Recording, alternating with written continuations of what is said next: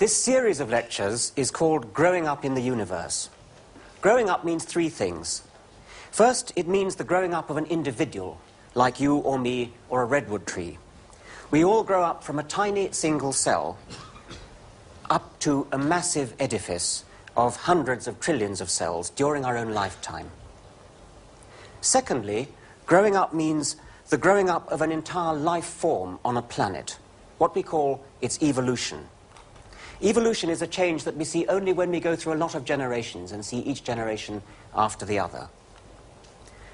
The third sort of growing up is what this lecture is about. It's growing up in the sense of achieving a grown-up understanding of the universe. In order for a life form to achieve an understanding of the universe, it has to have the right apparatus. And on our planet, that means a brain. When the brain has grown very large indeed, it becomes capable of comprehending the universe. And it does this by putting a model of the universe inside itself. In fact, this lecture might have been called How to Put the Universe Inside Your Skull. But long before a brain can do that, it must grow up on its planet through intermediate stages. It serves an apprenticeship of setting up models of much more ordinary, mundane things. Brains never evolve for grand purposes like simulating the universe. Brains begin by simulating ordinary things like food or like the geography around your home. This is a digger wasp which is in the act of stinging a grasshopper. A digger wasp is a solitary wasp, not like the wasps that bother us in the autumn, and it stings grasshoppers or other prey and takes them back to its burrow. Now this represents the digger wasp, and this is its burrow, and every time it goes off and catches a grasshopper, it brings it back and puts it in the burrow to feed to its young. But in order to do that, it's got to be able to find its way home because it's foraging for grasshoppers for quite a long distance. So what does it do? It comes out of its burrow, and then it flies around its burrow on a couple of reconnaissance flights, learning the geography of the terrain. Then it flies off quite a long way, catches a grasshopper, and then brings it back, and then goes down into the burrow, comes back out, picks up the grasshopper, and takes it in. Then it sets off to catch another one, and so on. Each one it catches, it takes down to feed to its young. Now, the great ethologist Nico Tinbergen did a very ingenious experiment. He waited until a digger wasp was down in its burrow, so it couldn't see. Then he quickly put 4 fir cones around the burrow. He waited, and out came the digger wasp, and it flew round and round on its reconnaissance flight, this time taking notice of the fir cones, flew away, picked up a grasshopper. While it was doing that, Tinbergen swiftly moved the fir cones, like that.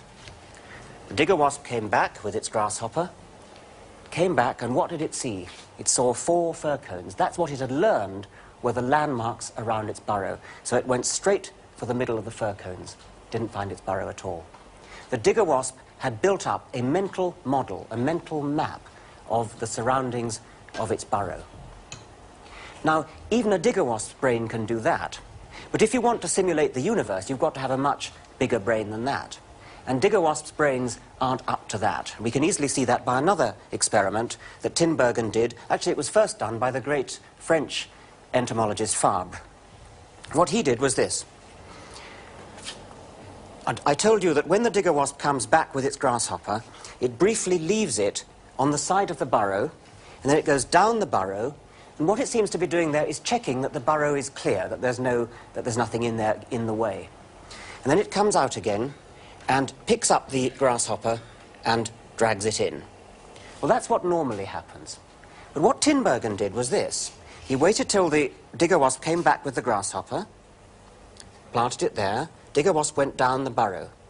Now, while it was down there, Tinbergen picked up the grasshopper and just moved it a little bit, like that. The digger wasp came out, went to where the grasshopper was, and didn't find it. So it looked around, eventually it found it, and it then said to itself, so to speak, right, I've got a grasshopper, I've now got to go down the burrow again. Well, he didn't say again, I've now got to go down the burrow and check that there are no obstacles in it. So it did that. Then Tinbergen moved the grasshopper a bit more. Out it came, back to where it had left it, wasn't there. Looked for it, found it, a grasshopper. Down the burrow again. It went on doing this 40 times until Tinbergen got bored and just stopped doing it. So there are limitations to the digger wasp's brain, and in fact on our planet there's only ever been one brain that even begins to be capable of simulating the universe, and that of course is the human brain. Well, here is a human brain in a rather unfortunate state. It's in pickle. So let's look at a human brain of a living person. This very brain that you're looking at on the screen now is at this very moment thinking about a yellow rose. This very brain is now thinking about a yellow rose. It's now thinking about the Royal Institution Lecture Theatre. And it's now thinking about, well, what's your name? Sarah. Karen? Sarah. Sarah. It's now got a mental picture of Sarah's face inside it. It gets that mental picture through this thing, which is the eye. There's the lens of the eye. There's the retina. There is now a picture of Sarah's face upside down there. And that picture is being transmitted up a great trunk cable of 1 million wires through there to the back. And the picture of Sarah's face is now projected on the back of the brain there. More mysterious still, somewhere in here, and we don't know where, it could be distributed all over, there is a conscious feeling, a conscious image. That of brain is, of course, my brain. It was done by a brilliant new technique called magnetic resonance imaging, which is a lovely way in which doctors can now get right inside, look right inside somebody's body without cutting them open and without using harmful rays like X-rays. And I went and had that done earlier this year for the purpose of this lecture. The brain could be called the onboard computer of the body. The body moves around in a big, complicated, three-dimensional world. But the eyes that are feeding the brain with information are giving it two-dimensional information. The two retinas of the eyes are each seeing a two-dimensional picture of the world. What's more, it's upside down. Somehow, the brain manages to use that information to see in 3 dimensions. Now, would you just do something very easy for me? And this can be done by people at home as well, watching on the television. Just hold up your right hand, please. Just hold up your right hand in front of you and look at me. Don't look at your hand, look at me. And what you'll see is 2 hands, 2 of your hands. And these 2 hands, of course, are the one that's being seen by your left eye and the one that's being seen by your right eye. That's why there are 2. But now, just focus your eyes on your hand. Don't look at me anymore, look at your hand. Now you'll see 2 pictures of me and only 1 picture of your hand. Okay, that's enough. So what's happening here? You've still got 2 images of your hand. There's still 2 images, one on the left retina and one on the right retina. But somehow the brain has managed to pull those 2 images together and make them form a single composite 3-dimensional image somewhere in the head. The brain has built a single model of the hand, or whatever it is, in your head. Whenever we think we see out there, whenever we see what we call reality out there, what we're actually seeing is a representation in the head, a model in the head, a simulation in the head. It's a very useful simulation because it's constantly being updated by information coming in from the sense organs.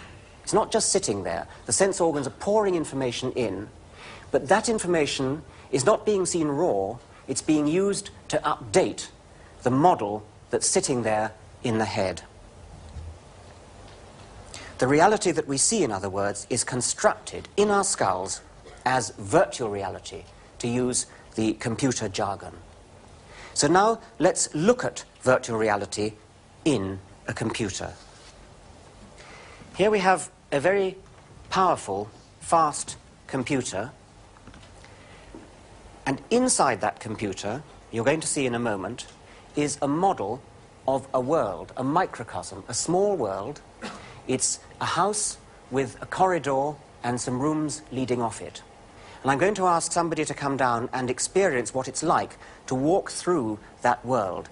Karen is going to come down and help us. Stand there, on that spot there. And first of all, I ought to just explain that the headset here has two little television screens. And the images of those two screens are cunningly offset in the computer so that what she will see is just what she would see if she was seeing in 3D, in stereo. Now, if you could put that on.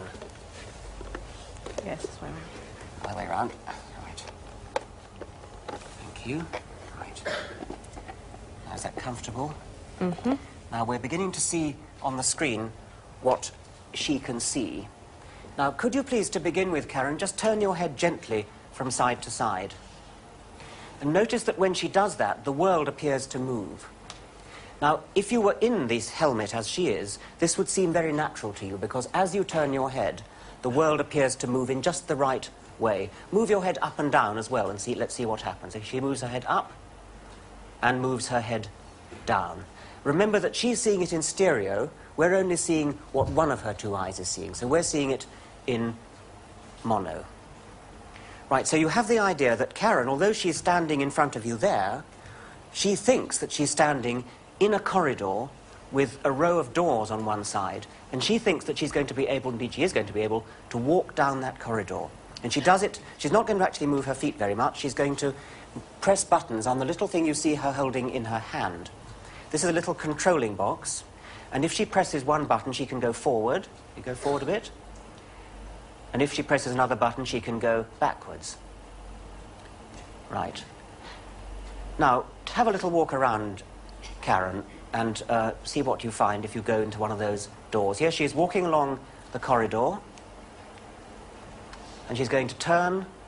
I don't know which door she's going into. That's her choice. She can go into any door she likes, and she'll find something behind the door. She's going through the door. Now, what's she got here? This looks like fish. She's swimming around in a room full of fish. But I think I see a butterfly as well. Remember, this is not a real world. This is a virtual world. Anything you like can be put into this world. It's an imaginary world in the computer. Those fish are each programmed individually to behave as autonomous entities, as though they were real fish. Right, would you like to tell us what you're doing now, Karen?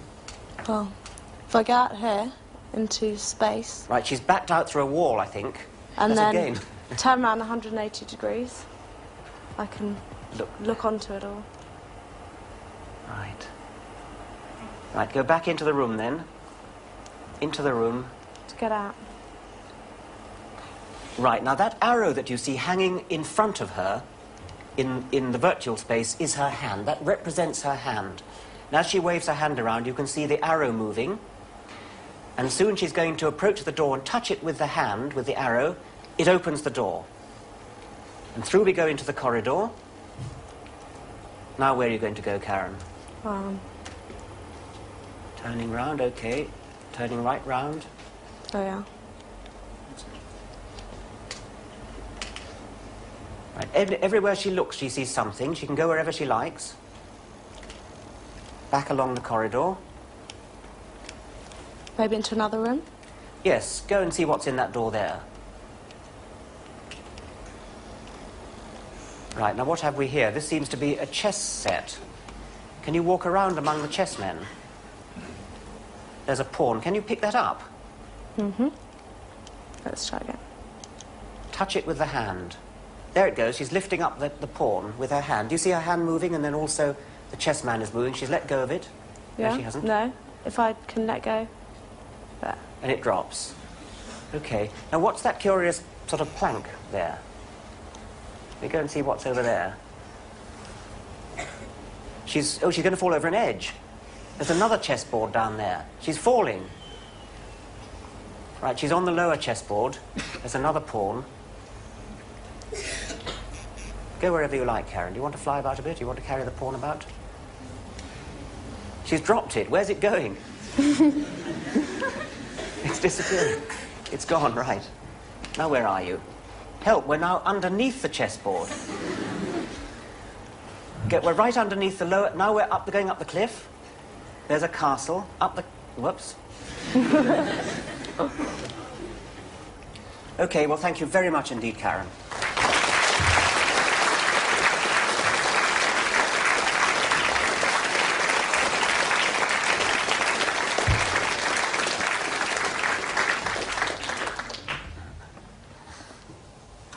Well, what was really going on there? Was there really a chessman there? Was there really a chessboard? In a sort of sense, there was. There was a mathematical representation that is read out on the television screens as though it was a chessboard, as though it was chessmen. And it behaved in a realistic way. You could pick things up, throw them around, you could go through doors, you could move around that world, and if you threw men down to the lower board, then they would stay there until you went down and picked them up again. So there was something that corresponded to reality there. And what I'm trying to suggest to you is that just that same something is going on inside your own skulls at this very moment. There is a virtual reality simulation of the world going on inside your heads, and that's what you're seeing. But how do I know that? How do I know that that's what our brain is doing? Well, one way we can get a clue is by looking at illusions. Now, here's a mask of Charlie Chaplin. It's perfectly ordinary. There's nothing trickery about it. It's just an ordinary mask. And when you look at the front side, it looks solid and normal, as you'd expect. The odd thing that you'll see is when you start looking at the back side, at the hollow side, because although it is in fact hollow, if you look at it, I think you'll agree that it looks solid. And what's more, it not only looks solid, but it seems to be going around in the wrong direction, so that when the real front side comes round, it seems to sort of eat it up. There's the real front side. Now, that really is solid. And when the other side comes round, that is going to look solid as well, even though it isn't. Well, what's going on here? When the brain sees anything that looks like two eyes, a nose, and a mouth, it immediately sets up inside the head a model of a face. It's desperately eager to see a face. It will see a face if there's the slightest excuse to do so. And the backside of this mask is the slightest excuse. There is two eyes, a nose, and a mouth, and that makes the brain get out, dust off its model of a three-dimensional face. Now, if you think about what would happen to the images on the two retinas if the image really was solid, if the thing really was solid, the actual movements on the retinas is compatible with the idea of a solid face moving in the opposite direction. And so the brain eagerly seizes upon that, and it makes the solid face rotate in the wrong direction. Now, for the next demonstration, we need a volunteer to be taken off and... right, yes, thank you. Bryson is going to take you off, and we'll come back in a moment. Now, here we have an impossible triangle. We look first at this corner, and it's telling us that there is a wooden triangle which is facing in that direction. Now, if we go up here, we see this corner, and we're told by our eyes that there's a triangle facing in that direction, and now we're told there's a triangle facing in a third direction. Those three angles don't match up together. They can't mix together, and yet the brain sees it, constructs in the brain a model of an impossible figure, an impossible triangle. And I imagine all of you can see that. Now we're going to shatter the illusion rudely. What's happened? Out again. The triangle's reformed. In again. Out again. Thank you very much. Would you like to bring in the object now, and we can see what it really is? Thank you. I'm sorry, I didn't get your name. Sarah, right. Now, you can stay there for a moment, Sarah. You see, it's nothing special about it at all. It's just 3 bits of wood glued in opposite directions like that. I'm going to move it round and try to recreate the illusion. I haven't done it terribly well, but there it is. And now I think if I put my face in, you can again see it happening like that. Okay, thank you very much, Sarah.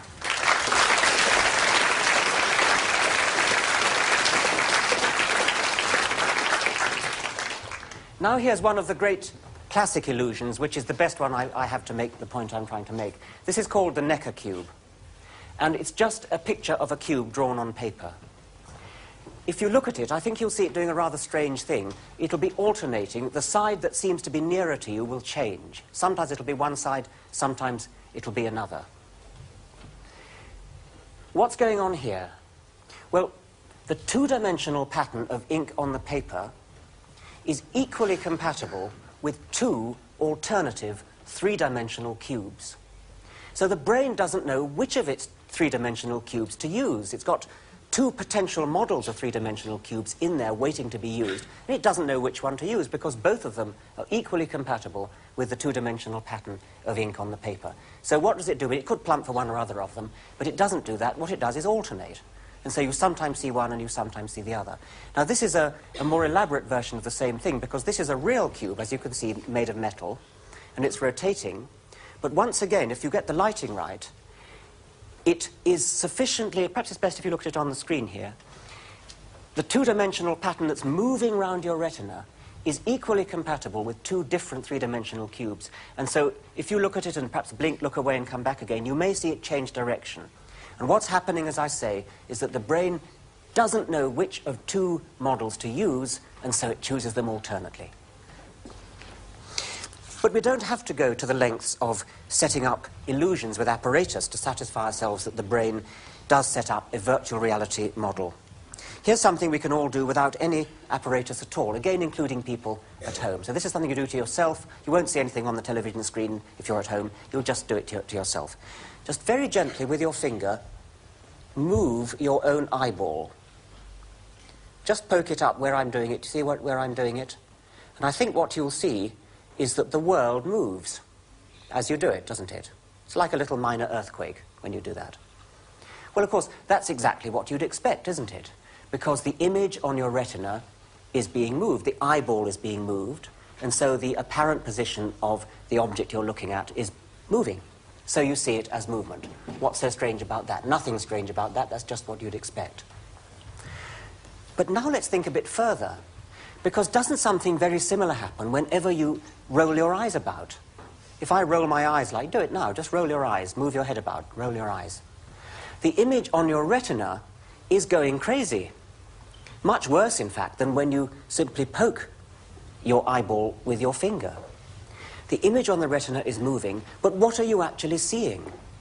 You're not seeing the world moving like an earthquake. When you roll your eyes about, the world appears to be as steady as a rock. So on the one hand, when you poke your eye, the world appears to move as though there's an earthquake. On the other hand, when you voluntarily wiggle your eyes about like that, although the same thing's happening on the retina, what you see is a perfectly steady world.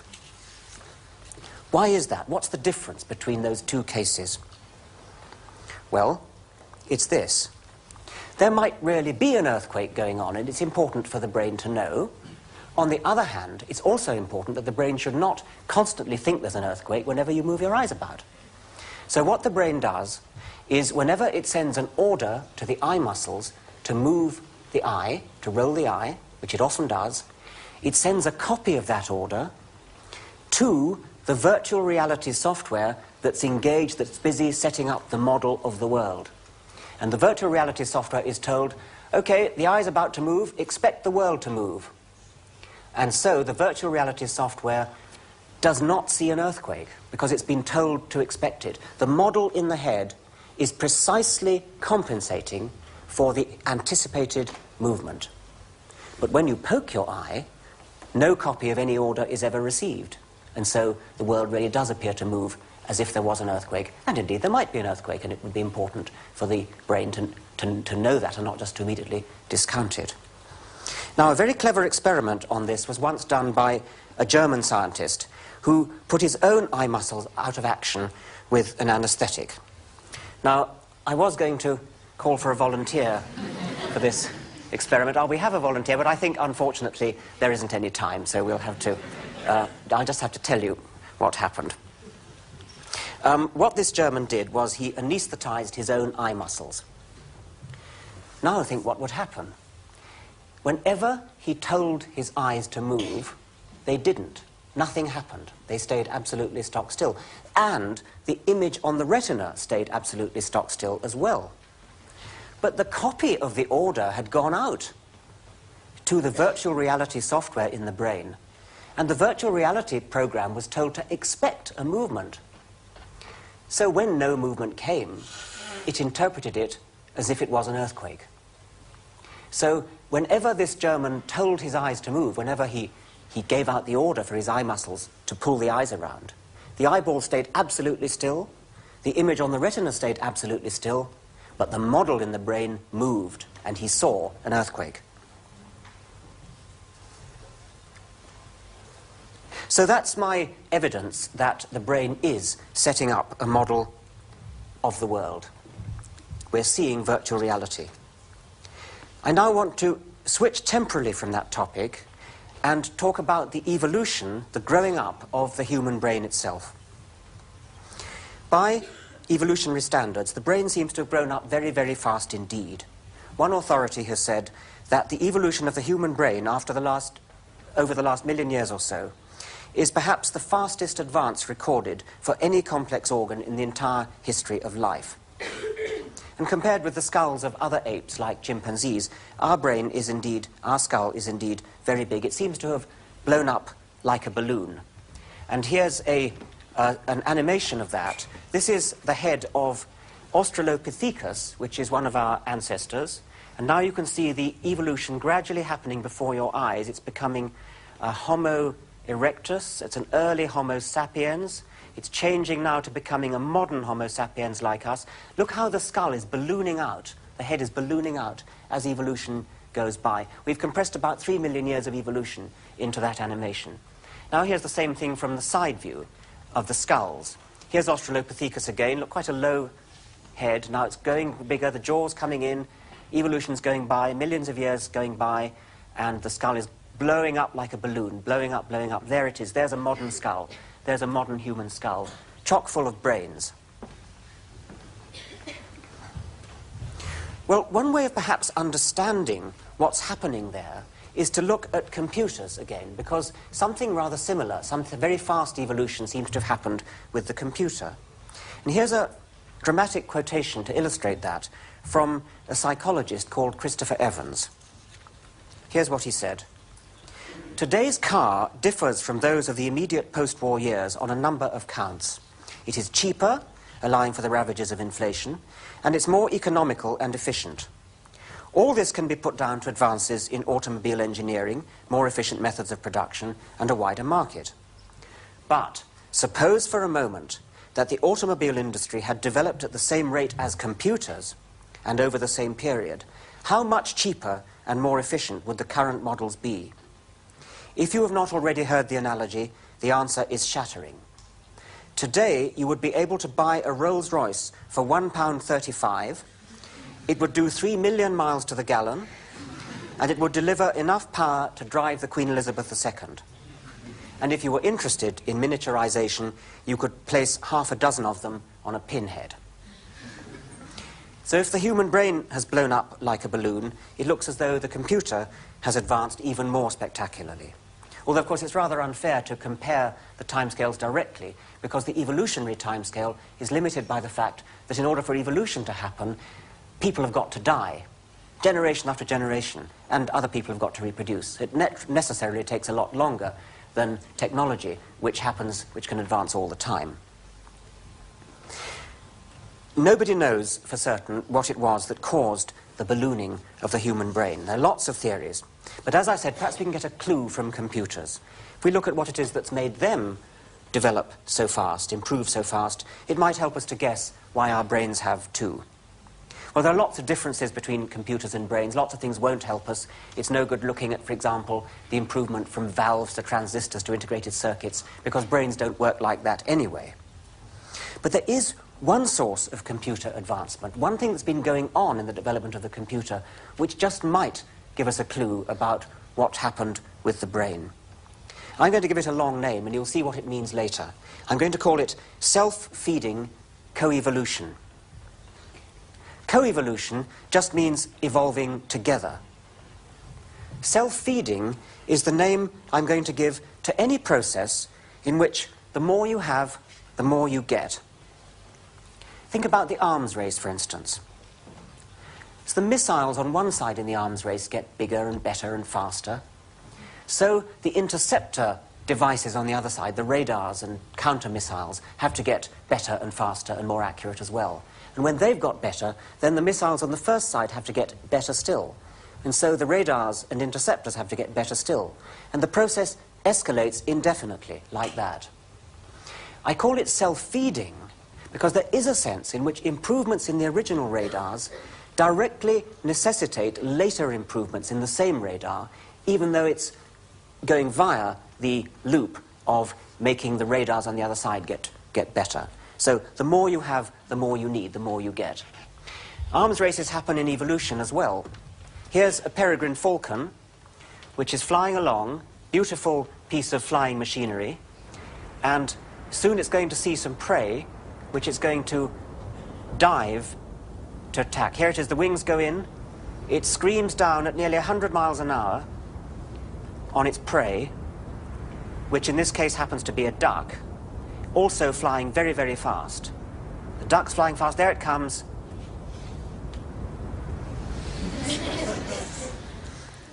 Both the duck and the hawk are end products of a long evolutionary arms race. Both of them are extremely good at flying, and the reason is that the other one is. In their ancestry, improvements on one side necessitated improvements on the other. As hawks got better, ducks had to get better. And as ducks got better, hawks had to get better. So indirectly, it was the improvements in the hawks that made their descendants have to get even better later. And improvements in the ducks made their descendants have to get even better later. That's why I call it self-feeding. Now, what this is all leading up to is that something like that self-feeding coevolution may have gone on in the development of computers and, more importantly, brains. In computers, both hardware and software co-evolve. Hardware means the physical bits like this, things you can touch and feel. Software means programs, and improvements in both are important. Here's a very simple piece of hardware, the mouse. It's just a ball and socket, ball there in a socket, and as you move it around, you see a little pointer moving around on the screen. And this gives you a very, very powerful illusion. You almost feel as though your hand is in there moving things around the screen. It's a natural thing to do.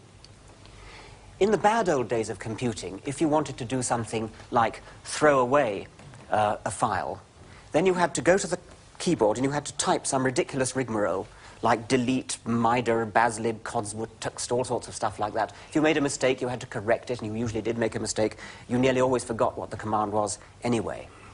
Nowadays, all you have to do, if you want a throwaway comment, is just pick it up, move it to the waste paper basket, and let go. Now we have to empty the waste paper basket, which you see is bulged, and agree to let it go, and it goes. That's just a trivial example. What's much more important is that the modern computer world is entirely dominated by using a mouse or using some kind of pointing device to quickly move things around, do things very, very naturally, as though you were moving bits of paper around on your desktop. Pick things up, move them around, make them appear, make menus appear, and so on, like that. It's all now very easy, where once upon a time you would have had to remember difficult rigmaroles to type. Now, the reason for bringing this up is that it was all triggered by an original, very simple hardware device. That in itself is trivial, there's nothing much to it, it's very easy. But what it spawned was a whole new generation of software, and software building upon other software, building upon other software, and so you build up a complete edifice of mutually working, co-evolving software. Another example of computers getting into a self-feeding spiral is the way computers themselves are designed. Modern computers are far too complicated to be designed in detail by humans. This chart here is 1/8 of the circuit diagram of this chip here. So that is one computer chip, and the circuit diagram for that computer chip is 8 times as big as what you see here. Now let's just walk around this a little bit. Each of these red marks here is one wire. Following them up round here, let's follow these main trunks round here. Let your eye roam over this remarkable document and realize that no human could really sit down and design that. A human has the basic ideas, a human programs the computer to do it, but modern computers are very largely designed by the previous generation of computers. Modern computers are piggybacking on the back of an earlier generation of computers. Once again, we have an example of a self-feeding spiral. Early advances lead into later advances, and they go into a spiral. Well, we've seen self-feeding coevolution in the computer, and the purpose of that, of course, was to develop an analogy with the human brain. Can we see there's something like the same thing going on in the human brain? Well, unfortunately, unlike computers, we can't look directly at the intermediates. All that we have by way of evidence is skulls and, to a limited extent, skills. We have the outer casings, and we have, by way of software, we have the products, which is things like flint arrowheads produced by our ancestors, and we have pictures like these two bison here, a cave painting. This is a relic of the product of an early human brain, and we have, much later, of course, we have writings like this cuneiform tablet, or like this book.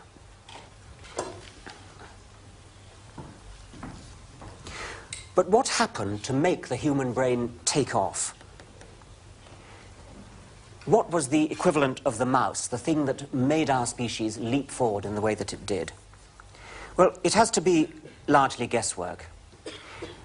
About 3 million years ago, when our ancestor Australopithecus roamed about Africa, his brain was no bigger than that of a chimpanzee. This again is Australopithecus. And if this ancestor of ours had met a chimpanzee, they would have been on roughly equal terms as far as brains are concerned. Either of those species, any ape species at that time, could have been the one that took off. But the whole point of talking about self-feeding spirals is that to begin with, there won't be anything very dramatic. One of those species made some kind of minor breakthrough in software, some software advancement, I'm suggesting. The result of that wasn't seen till much later. You wouldn't have seen anything for a while. It would have gone into a spiral and eventually reached the heights that we have now reached.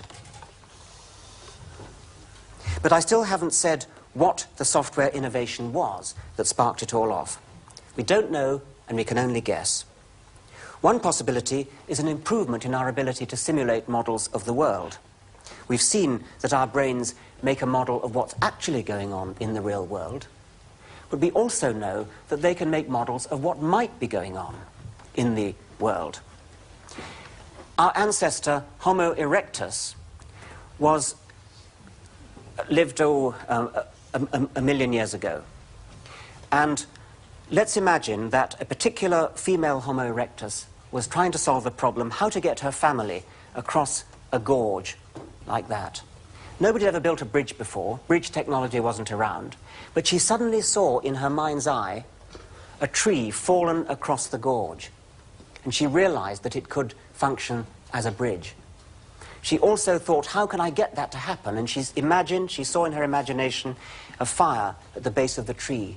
She had the idea of burning the tree down to make it fall and make a bridge. Now this, of course, is entirely speculation. We don't know if that ever happened. We don't even know if it would have worked. The point I'm making is that she had a model in her head of a tree fallen across a gorge with fire, and that something hadn't yet happened. She was anticipating something that might happen in the future. And if you can do that, you've got a trick that's really worth having, because you can solve problems that other animals can't solve. So that's one possibility. Imaginative simulation may have been the software trick that took our species off. Another possibility is language. It's often been suggested, it's an obvious suggestion, because language seems tailor-made to get a piggyback spiral going. If you've got language, then each generation can learn from its predecessors, learn from the previous generation, learn from their mistakes, build on their experience. So maybe it was language. Unfortunately, there's a snag. There's some evidence that that language in the form of speech, at least, proper speaking, didn't arise until after the ballooning of the brain. But perhaps we can get out of that by suggesting that language had an early apprenticeship in the form of a kind of sign language, or drawing in the sand.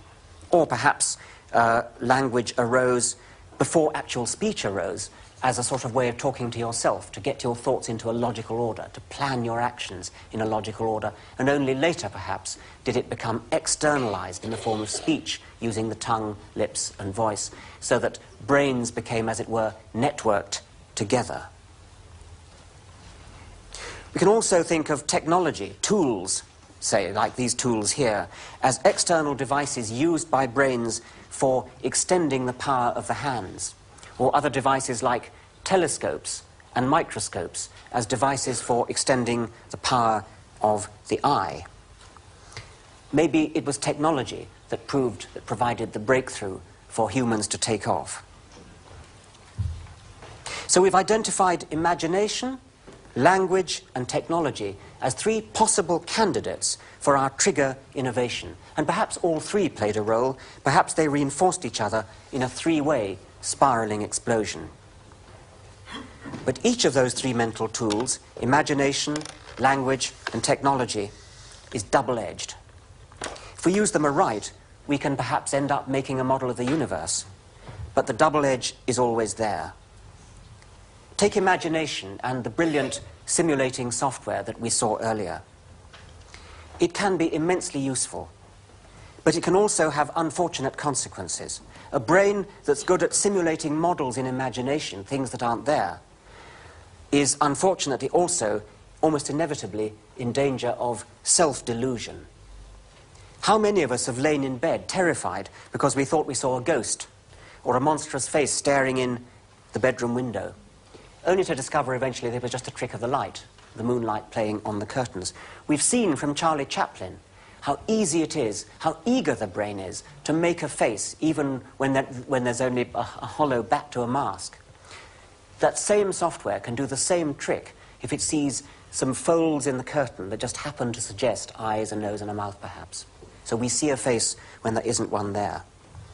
Every night of our lives we dream. That same simulating software sets up worlds that don't exist, people, animals, countries that never existed, perhaps never could exist. At the time, we experience those simulations as though they were reality. And why shouldn't we?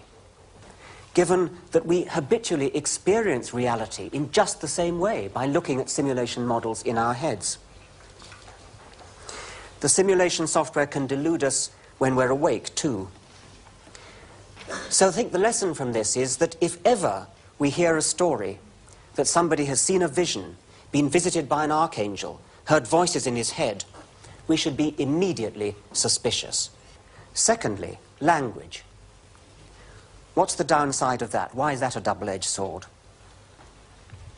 Well, good information can spread around the world, around the network of brains very easily. But so can everything else. It doesn't have to be good. Even something as trivial as this. 10 years ago, you never saw anyone going around with a baseball cap on backwards. In fact, in this country, you never saw anyone with a baseball cap on at all.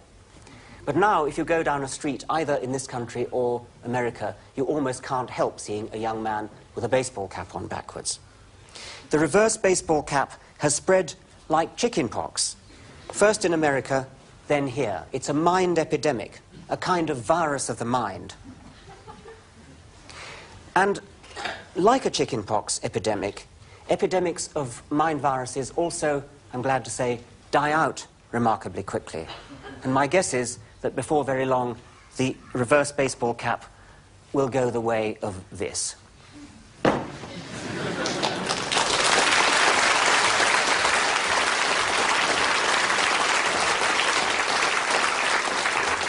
Well, baseball caps and turtles are, of course, harmless. But there are other, more powerful idea systems that are more sinister and that do actively hold back progress towards our understanding of the universe. In 1633, the Holy Inquisition condemned Galileo Galilei, the great Italian physicist, to life imprisonment. His crime was to publish a book arguing correctly that the world moved round the sun. He was condemned on vehement suspicion of heresy because his science contradicted the beliefs of the dominant culture of his time. And let's be complacent about our time. It's in our time that an entire religious sect has been actively incited by its leaders to murder a distinguished novelist because he wrote a book that was seen as threatening the verbally handed down beliefs of that sect.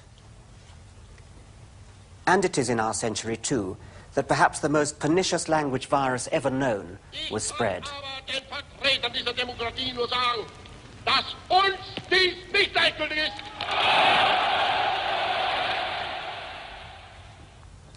There's no need for me to add words there. Let me return to the general problem of language and its power for ill as well as good.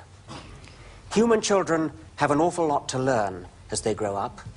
Language is a magnificent tool for learning. It enables us to cram in a few years the best of the wisdom of centuries. No doubt that's why children are so receptive when they're young. Children of a certain age believe whatever they're told. Father Christmas and tooth fairies are harmless enough. But a mind that's capable of believing in fairies is also a mind that's vulnerable to all manner of other stuff. Anybody who heard my first lecture may remember this picture of the distribution of, it's a spoof slide really, showing a map of the world in which people believed in different ideas, like different theories of the dinosaurs, different areas. And the point was to say how absurd it would be if science really worked like that, if what you believed about the world or the universe depended upon where you happened to be brought up. And I won't repeat the details of that. But do take the lesson seriously. Look at your own beliefs about the world, about life, beliefs about the universe. Do you believe them because you have some reason to believe them? Or do you believe them simply because of where you were born? Would your beliefs about the universe fit comfortably on a map of the world like that? If so, be intensely suspicious of them. If only because the facts about the universe can hardly be different in different countries of the world. Now to our third double-edged sword, technology. Gadgets like these telescope, microscopes and so on are immensely powerful. It's through them that we shall comprehend the universe if we ever do. So what's their downside? What's wrong with them? Obviously, the first thing we think of when we think of bad effects of technology is hydrogen bombs and all the other ghastly inventions of destruction. And that goes without saying. That's the most important effect. But I'm talking about something less obvious, an effect on the mind, quite an interesting effect, which I believe has held up our species' mental growing up. And it's this. We're so used to seeing complicated, elegant, working things that humans have designed that we naturally tend to think that all complicated, elegant, working things must have been designed. In an earlier lecture, I made a distinction between designed and designoid objects. And designed objects are things like telescopes and microscopes that really have been designed by somebody. Designoid objects are things like eyes, which look as though they've been designed and work in often very much the same way, but haven't, have arisen by an entirely different process, namely evolution by natural selection. Darwin's theory of how things came about. Now, unlike, say, Einstein's general theory of relativity, evolution by natural selection is really a very simple idea. Anybody can grasp it. But in past centuries, nobody grasped it. Not the cleverest people in the world, not Aristotle, not any of the great philosophers, no great mathematician. Nobody got this simple idea until the middle of the 19th century, when a couple of naturalists, Darwin and Wallace, got it. Why did it take so long? There could be a number of reasons, but the one I'm talking about now is this. I suspect it may have been partly the distracting effects of technology. Precisely because we were so used to seeing things that we had made, that engineers had made, things like telescopes, microscopes, ordinary little carpenter's tools and things, we got the idea, children grew up with the idea that everything had to have a purpose. But now we can see human purpose for what it is. It is a product of brains, and brains are a product of evolution. Purpose has evolved like anything else. For millions of years, 3,000 million years, life forms grew up on this planet that were very designoid, that looked designed, but did not have the concept of design themselves. Finally, one species, ours, grew up that was capable of designing things deliberately, was capable of having purposes. Purpose itself has arisen in the universe, has grown up in the universe recently. But purpose itself, now that it has arisen in human brains, has the potential to be yet another of those software innovations that is capable of taking off into a progressive, self-feeding spiral, especially when teams of humans share the same purpose. This is a picture of the lunar lander of NASA about to land on the moon. A magnificent example of what groups of human minds can do when they get together with a common purpose. Once the team purpose of standing on the moon had been announced by an American president, it was achieved in less than a decade. A similar group purpose of completely mapping the human genome has recently been agreed, and it too will be achieved. Science itself, the understanding of the universe in which we've woken up, is another group purpose with almost limitless potential. We can get outside the universe. I mean in the sense of putting a model of the universe inside our skulls. We've seen that whenever we perceive anything, we're putting a model of it inside our skulls. Our model of the universe will be inside our skulls in a similar way to a virtual reality model in a computer. Now, we have a final virtual reality model, and I think we have somebody already trained up to do this. It's Alistair, isn't it? Come along, Alistair. Now, to begin with, he can fly us around under his own control. So we can go wherever he wants to go. And it's quite a difficult operation. We're now flying around this virtual model, which is in a computer. And there's a picture outside a door. And some of you may recognize what that picture is. Now we're moving away from it again. Remember, we're in a model, in a computer. Now we're going to go, I think, through that door. In we go, burst through the door. Where are we? Lo and behold, we are in the Royal Institution Lecture Theatre. That is a model of the Institution Lecture Theatre in the computer. There's this lecturer's dais. There's the exit there. There are the blue seats. There's the bit of wall under the gallery. OK, I think that's enough. We've got the idea. Thanks very much, Alistair. We've got the idea.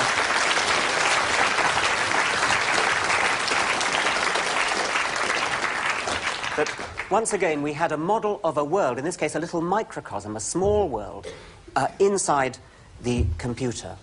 But our model of the universe will not be a little local model like this one.